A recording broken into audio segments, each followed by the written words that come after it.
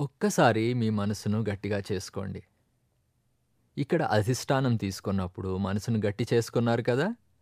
ఒక్క గంట సేపటి వరకు కాళ్ళు కదపకుండా, చేతులు కదపకుండా, కళ్ళు తెరవకుండా కూర్చుంటాను అని. మొదట్లో ఎన్నో నొప్పులొచ్చాయి, కూర్చోలేకపోయారు. అయినా సరే ధైర్యం చేసి కూర్చున్నారు కదా!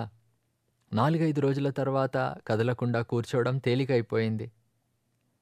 అలాగే ఇప్పుడు కూడా అధిష్టానం తీసుకోండి.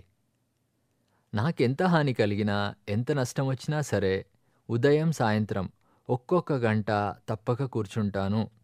ఒక ఏడాది పాటు రోజూ చేస్తాను అని.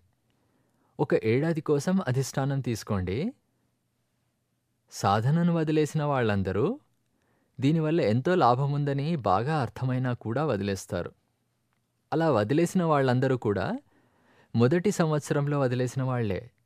ఎవరైతే ఒక్క సంవత్సరం పాటు నిలబెట్టుకుంటారో వాళ్ళు జీవితాంతం నిలబెట్టుకోగలరు. ఇక మానేయరు. అలా సంవత్సరం పాటు మానకుండా సాధన చేసినప్పుడు ఒక విషయం అర్థమవుతుంది. ప్రతిరోజు నేను పొద్దున సాయంత్రం సాధన కోసం ఒక్కొక్క గంట కేటాయిస్తున్నాను కదా! అదేమీ సమయం పాడు చేసుకోవటం కాదు అని. పైగా నాకెంతో సహాయం కలుగుతోంది.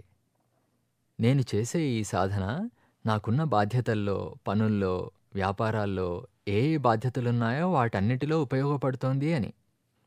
ఈ 2 గంటలు ఊరికే పోవట్లేదు. రోజూ సాధన చేస్తూ పోతే ప్రతిరోజు 8 గంటలు పడుకునే వాళ్ళకి ఇప్పుడు 7 గంటల్లోనే నిద్ర పూర్తవుతుందని తొందరలోనే తెలుసుకుంటారు. 7 గంటలు పడుకునే వాళ్ళకి 6 గంటల నిద్రే సరిపోతుంది. 6 గంటలు పడుకునే వాళ్ళకి 5 గంటల్లోనే నిద్ర పూర్తవుతుంది. సాధన చేయటానికి ఒక్క గంటనైతే నిద్ర నుండే తీయగలరు. సులువుగా తీయగలరు.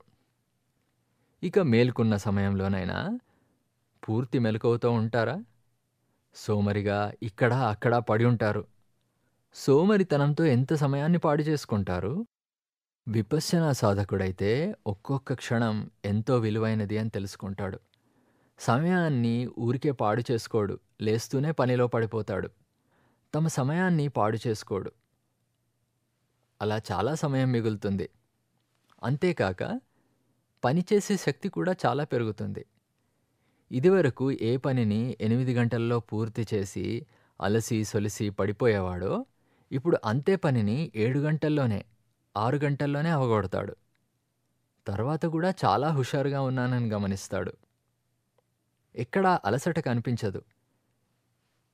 ఇది పొద్దున్న, సాయంత్రం చేస్తున్న సాధన ఫలితమే.